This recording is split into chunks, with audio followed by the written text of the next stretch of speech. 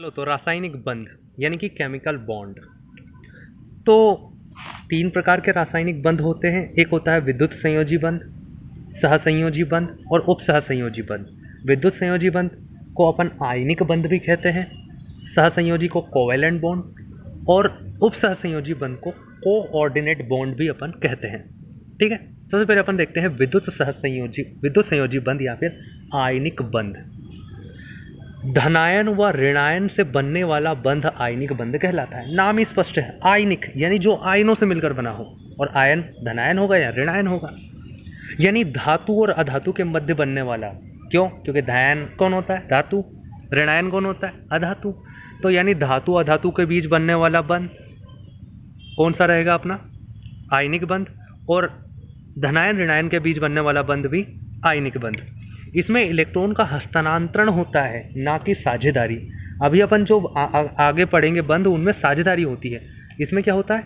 हस्तांतरण। ले जा भाई, ले जा, दे ही देता है। जल में घुलकर आयन देते हैं ये, और जो विद्युत धारा को प्रभावित होने में मदद करते हैं। तो ये आयनिक बंध वाले जितने भी पदार्थ रहते हैं वो जल में घुल जाते हैं। कोई भी तत्व अपने बाह्यतम कक्षा में 8 इलेक्ट्रॉन रखना चाहता है ताकि वह अक्रिय गैस के समान ही स्थायी हो सके। इसके लिए वह अन्य परमाणुओं के साथ इलेक्ट्रॉनों का आदान प्रदान करता है या फिर साझेदारी करता है, और इस आदान प्रदान या साझेदारी को ही हम बंध कह देते हैं। जब आदान प्रदान हो तो उसे विद्युत संयोजी या आयनिक बंध, और अगर समझौता हो तो उसे हम सहसंयोजी या उपसहसंयोजी बंध के नाम से जानते हैं।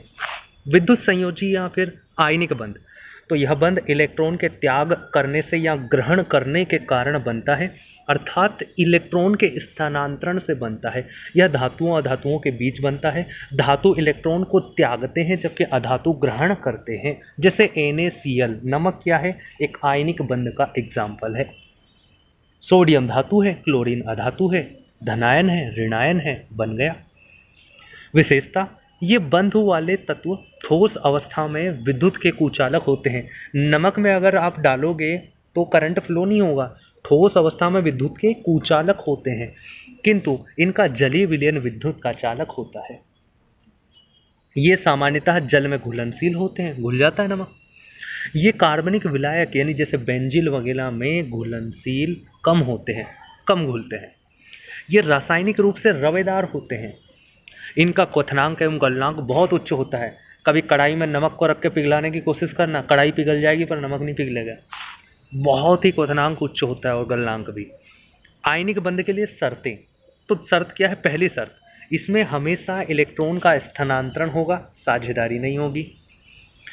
आयनिक बॉन्ड बनाने वाले दो तत्वों में से किसी एक का आयनन विभव, इलेक्ट्रॉन बंधुता और विद्युत ऋणात्मकता बहुत ही ज़्यादा होनी चाहिए और एक की बहुत ही कम होनी चाहिए।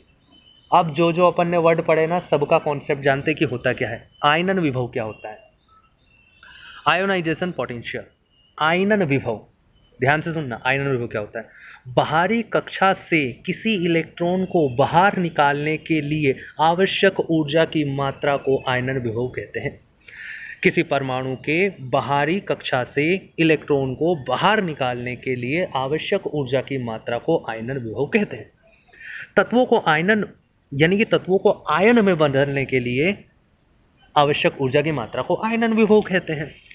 धातुओं की आयनन ऊर्जा कम होती है। कम क्यों होती है? क्योंकि यह आसानी से इलेक्ट्रॉन को त्याग देते हैं। इनको तो बनाना ही धनायन है, इनको तो छोड़ नहीं है, फेंक नहीं है इलेक्ट्रॉन को। तो यानी कि कोई लेने आएगा, बोले ले जा, ले जा, क्योंकि देने ही है उनको। तो आयनन विभव सबसे कम होता है किनका? धातुओं का। और सबसे उच्च किनका होगा? अधातुओं का। छोड़ेंगे ही नहीं, क्यों? क्योंकि उनको तो चाहिए, देना थोड़ी है। अधातुओं की आयनन ऊर्जा ज़्यादा होती है क्योंकि ये इलेक्ट्रॉन त्यागती नहीं है, उल्टा ग्रहण करती है। तो हमने क्या पढ़ा?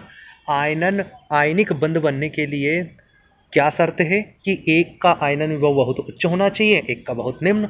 तो धातुओं का बहुत निम्न होता है और अधातुओं का बहुत उच्च होता है, यानी ये कंडीशन फुलफिल हो गई। दूसरी, इलेक्ट्रॉन बंधुता। इलेक्ट्रॉन बंधुता का मतलब क्या है? किसी एक इलेक्ट्रॉन को खींचने या ग्रहण करने की क्षमता। तो यहाँ पर भी सीधी सी बात है, जो धातु रहेगा उसकी इलेक्ट्रॉन बंधुता बहुत कम होगी, और अधातु की बहुत ही उच्च होगी क्योंकि ये आसानी से ग्रहण कर लेता है। ठीक है। विद्युत ऋणात्मकता, देखो इलेक्ट्रॉन बंधुता और विद्युत ऋणात्मकता में अंतर है। विद्युत ऋणात्मक क्या क्या है? दो इलेक्ट्रॉन को खींचने की क्षमता को हम विद्युत ऋणात्मकता कहते हैं। खींचने की, ग्रहण करना अलग होता है। ग्रहण करने की क्षमता इलेक्ट्रॉन बंधुता, खींचने की क्षमता विद्युत ऋणात्मकता।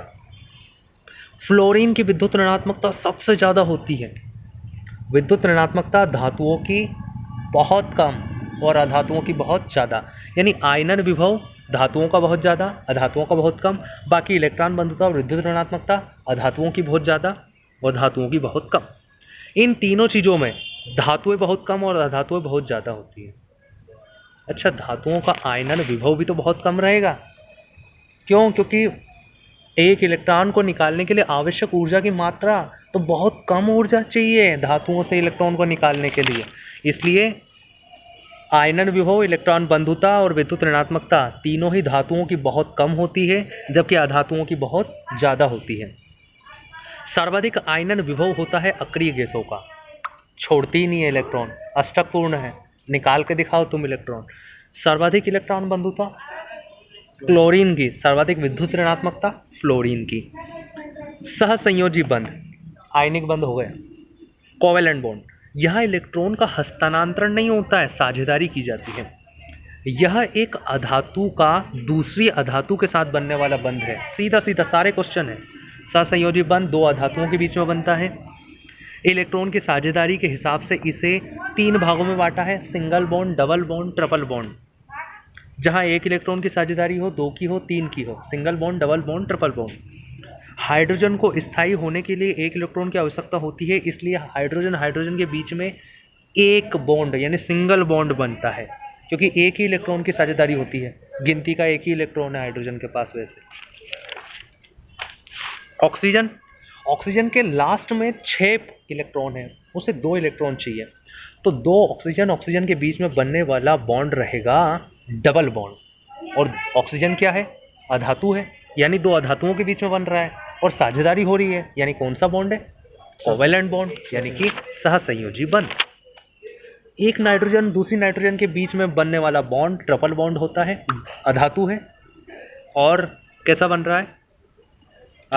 ट्रिपल बॉन्ड बन रहा है। सहसंयोजी बंध तब बनता है जब दोनों तत्वों का आयनन विभव, इलेक्ट्रॉन बंधुता और विद्युत ऋणात्मकता बहुत उच्च हो और ये तीनों गुण अधातुओं में होते हैं। ये बंध बनाने वाले तत्व जल में घुलनशील नहीं होते हैं, किंतु कार्बनिक विलायक जैसे कि बेंजीन में घुलनशील होते हैं। इनका गलनांक तथा क्वथनांक दोनों निम्न होता है। आयनिक का उल्टा हो रहा है सारी चीज़ें। वो पानी में घुलता था, बेंजीन में नहीं है, बेंजीन में घुलता है, पानी में नहीं। उसका गलनांक क्वथनांक बहुत उच्च था, ये गलनांक क्वथनांक बहुत निम्न है। इनकी रासायनिक क्रियाशीलता अपेक्षाकृत कम होती है। अब अपन कंपैरिजन देख लेते हैं कि बंध ऊर्जा सबसे ज़्यादा किसकी रहेगी, तो ट्रिपल बॉन्ड की बंध ऊर्जा सबसे ज़्यादा और सिंगल बॉन्ड की सबसे कम होती है। क्रियाशीलता ट्रिपल बॉन्ड की सबसे ज़्यादा, सिंगल बॉन्ड की सबसे कम होती है। वहीं बंध की दूरी